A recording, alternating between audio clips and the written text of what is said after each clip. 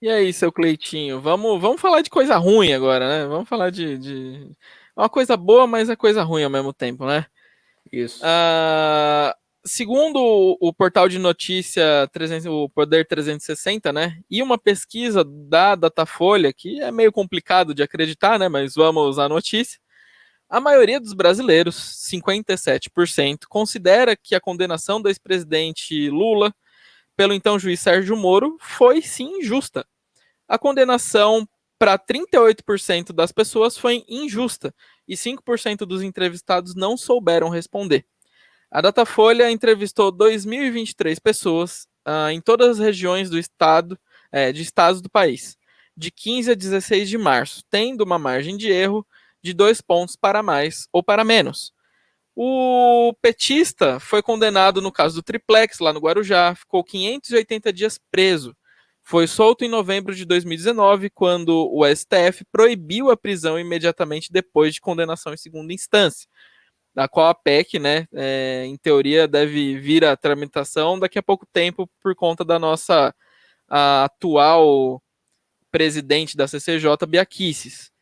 Lá em 8 de março, o ministro do STF, o Edson Fachin, determinou a anulação de todas as decisões tomadas pela 13ª Vara de Curitiba nas ações penais contra Lula. Na avaliação do magistrado, as ações não poderiam ter ocorrido lá em Curitiba, porque os fatos apontados têm relação direta com o esquema de desvios da Petrobras.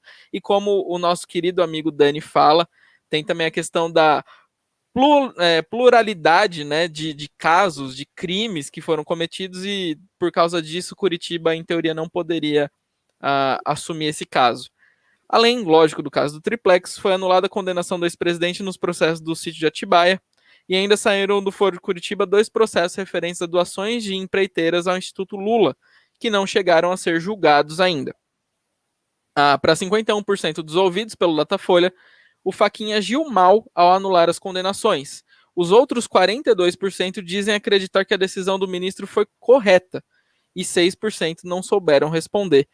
Cleitinho, antes de passar a palavra para você nisso daí, eu queria falar que, sinceramente, 57% é muito pouco. A maioria das pessoas considera a anulação incorreta, né, e discorda das anulações.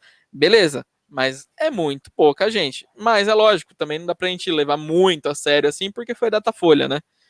E aí é meio complicado. Mas o que você acha disso tudo aí? Bom, até um certo ponto bem ridículo, né, a pesquisa feita pela Datafolha no momento inapropriado, né, da situação, né.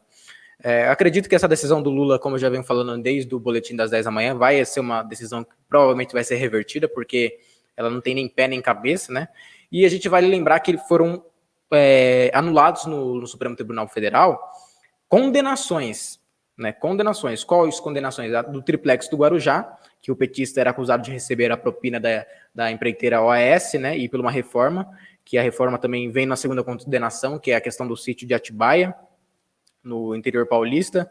E ele tem mais, além desses duas condenações, mais 15 processos respondendo, onde ele é denunciado e alguns já passaram a ser réus. Essa semana, inclusive, o juiz que pegou o caso no Distrito Federal, para onde foi encaminhado este processo, vai usar alguma das provas que foram precisas na condenação dele no caso do triplex e do sítio de Atibaia. Sobre a pesquisa, eu não sou de confiar em pesquisas, devidamente os resultados das eleições de 2018, eu não confio em pesquisa, né? Mas eu acredito que essa sim reflita um pouco da realidade que o Brasil está vivendo, e é uma realidade triste, né? Porque é como o Fachin quase citou aquela frase do Lula. Faltou só essa frase para ele concluir a petição dele, né? O processo dele de inocentação, né? Eu sou a alma mais honesta deste país, né? Só faltou Verdade, isso verdade. para ele dizer. Só que é como diz, para resumir tudo isso, resumindo o que disse o ministro Paulo Guedes, né? Bilhões foram desviados e bilhões foram devolvidos. E se foram devolvidos é porque teve o desvio, né? Porque você tirou dinheiro da onde? Ah, eu vou doar aqui para falar que foi dinheiro devolvido do Lula. Ninguém doa bilhões para falar que foi do Lula, né? Foi o maior projeto de perpetuação no poder, um projeto criminoso, de fato, uma organização criminosa, sistêmica, onde até o fotógrafo estava envolvido, né? O fotógrafo da presidência estava envolvido nesse esquema, e contra fatos, contra provas, não há argumentos. Quando até alguns petistas, segundo, né, o presidente, vamos parafraseando aqui o presidente Jair Bolsonaro, um jumento, né, dizem que não há provas sobre as condenações de Lula. Mais prova que isso? Dá para fazer um baita de um livro cheio de prova do Lula. E se você quiser vir aqui, o espaço do JB News está aberto para qualquer esquerdista vir aqui dizer quais... se não existe prova contra as condenações de Lula, que a gente apresenta provas aqui, e argumentando não com política e nem com militância, mas com provas, com fatos, com processos julgados, reiterados por instâncias superiores, né? Citam muito a questão da parcialidade do então juiz naquela época, o Sérgio Moro, né?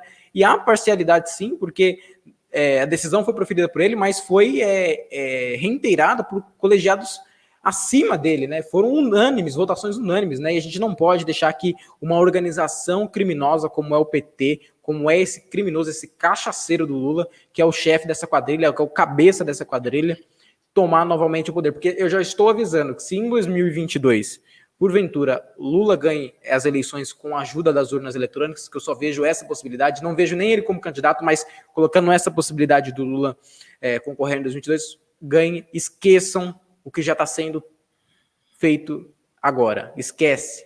O Brasil vai virar de ponta cabeça de novo, a gente vai encaminhar novamente no caminho do retrocesso de um governo corrupto e vagabundo que colocou o Brasil no maior buraco fiscal, trazendo insegurança jurídica para o mundo. Hoje, a maioria dos acordos que a gente tenta firmar fora do país são barrados justamente por a insegurança jurídica criada por esse sistema, por esta quadrilha, né? E o que o Fachin fez com a nação brasileira foi um chute. Ele cuspiu na cara do povo brasileiro como se a gente não fosse nada e o Lula fosse tudo. Sobre provas, aí o Cleitinho, daria para escrever os 7 livros do Harry Potter só de provas contra o Lula. E é difícil, né? Alguém que não sabe ler e escrever falar em provas, né? Não vai saber ler e tá escrito. Exatamente. Mas bom, o tempo é curto e a gente ainda precisa dar muita notícia por hoje, então vamos girar.